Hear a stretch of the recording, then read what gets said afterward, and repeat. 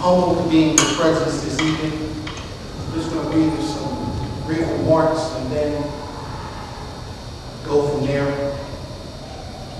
Today we see our country heading down a new path. A path most of us, including our founders and forefathers, never imagined. Where the will of the people have been put aside and only the ruling class have a say. A new serfdom has arisen. A new monarchy is on the horizon. I've taken on the challenge of running for the governorship of Pennsylvania. And in this quest, I've been told time and time again, you should build your base.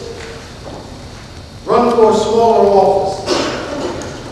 I've been told by members of my political affiliation that they do not have my back. I've been ignored by the media. Why? Is it the lack of abbreviations behind my name that I'm not a professional politician? Maybe it's the fact that I've never been governor before. Silly as it sounds.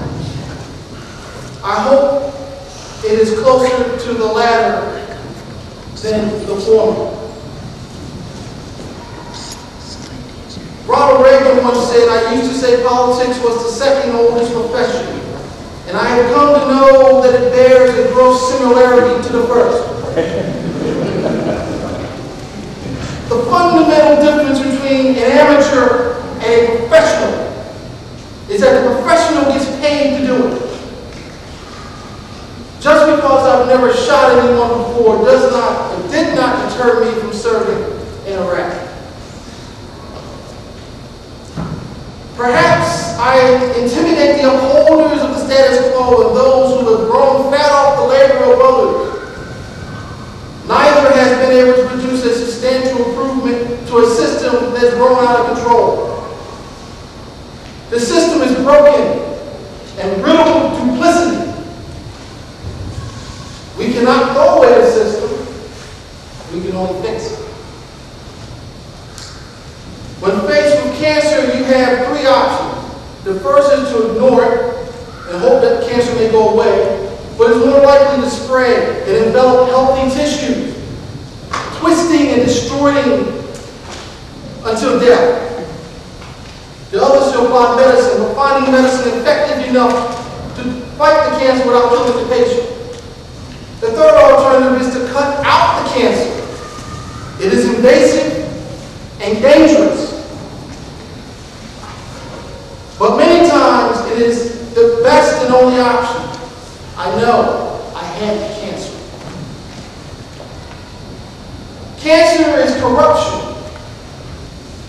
Lobbying groups and special interests are not always the culprit.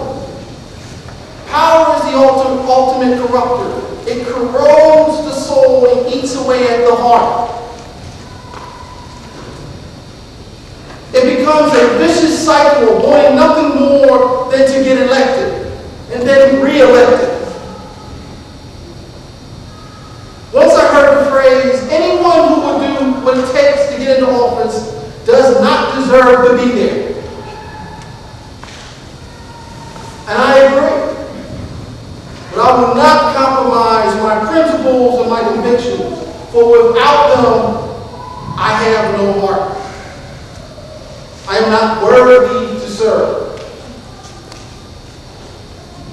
My convictions are simple. I believe in the Constitution. It is the instruction manual for running a representative republic.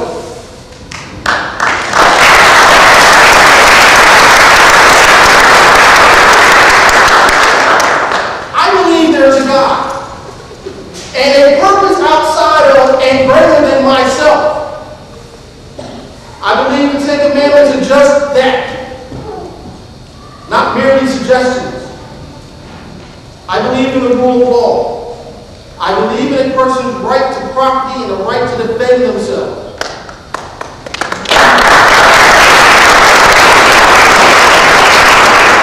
I believe that all are born free and